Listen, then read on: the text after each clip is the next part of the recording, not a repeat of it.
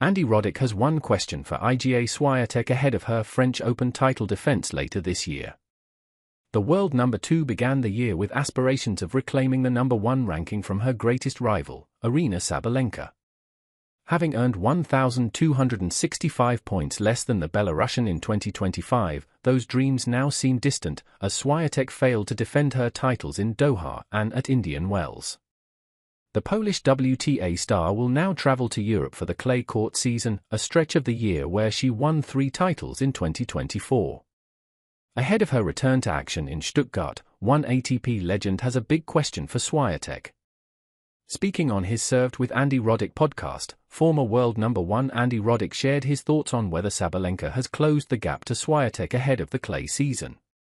"I don't know, I know what I'm going to say, it feels like she's gaining on her. Then we're going to see Iga Swiatek play on clay for the first time and she starts smoking people and we're like, oh yeah, obviously," he said.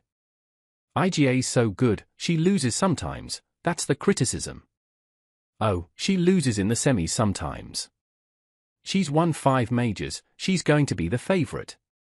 For the last 5 years, we would have taken Iga against the field at Roland Garros, that's how dominant she's been on clay." Roddick's co-host, John Wortham, certainly believes the 23-year-old's aura of invincibility has waned. "I think it's got to be, she's won 4 of the last 5 Roland Garros, but she's not number 1 in the world, she's taken some defeats," he said. A few weeks ago she took to Instagram to write about mental health and the pressure she's facing. "That's not ideal. I also think, Aryna Sabalenka is a better clay court player than we give her credit for being.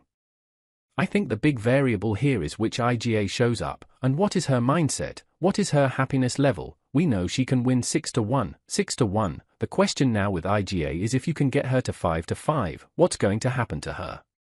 I think honestly it's as much about Iga as it is about Sabalenka." Roddick wasn't so sure as he reflected upon Swiatek's dominance on the surface over recent years. "Here's when I'm pretty sure where I'd have to question my mental health is if I had to play Iga on clay," he said.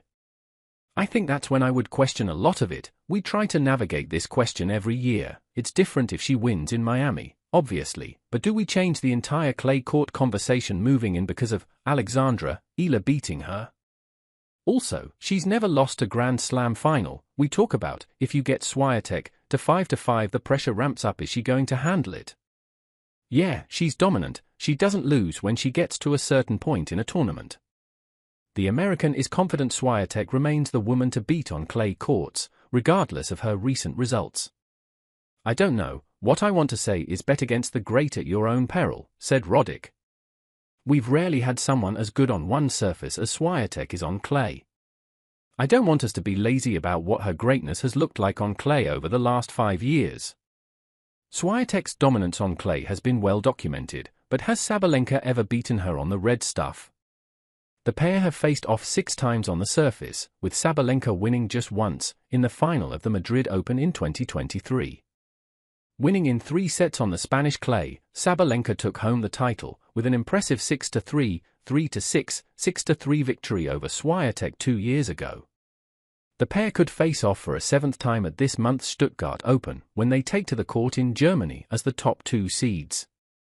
Swiatek will begin her assault on a 3rd Stuttgart Open title when the competition begins on April 14.